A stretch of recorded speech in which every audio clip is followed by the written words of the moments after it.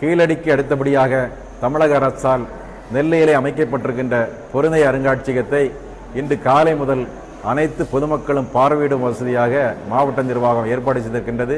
காலை 10 மணி முதல் மாலை 7 மணி வரை உள்ளே இருக்கின்ற அனைத்து அரங்குகளையும் பார்வையிட அனுமதித்துள்ளார்கள்.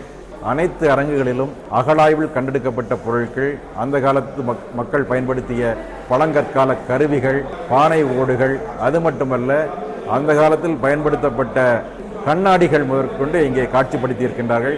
இங்கே இருக்கின்ற திரையரங்கிலே அகழாய்வில் கண்டெடுக்கப்பட்ட அனைத்து பொருட்களையும் பற்றி மிக தெளிவாக இது எந்த காலகட்டத்தில் கண்டெடுக்கப்பட்டது, எந்த காலம் மக்களால் பயன்படுத்தப்பட்டது, மனிதனுடைய பண்பாடு எந்த வகையில் வளர்ச்சியடைந்து தமிழினம் எவ்வளவு தொன்மை வாய்ந்தது என்பதை இன்றைய தலைமுறை மட்டுமல்ல வருகின்ற தலைமுறையும் வரப்போகும் தலைமுறையும் தெரிந்து கொள்ளும் விதமாக மிக தெளிவாக இங்கே ஆவணப்படுத்தி இருக்கின்றார்கள்.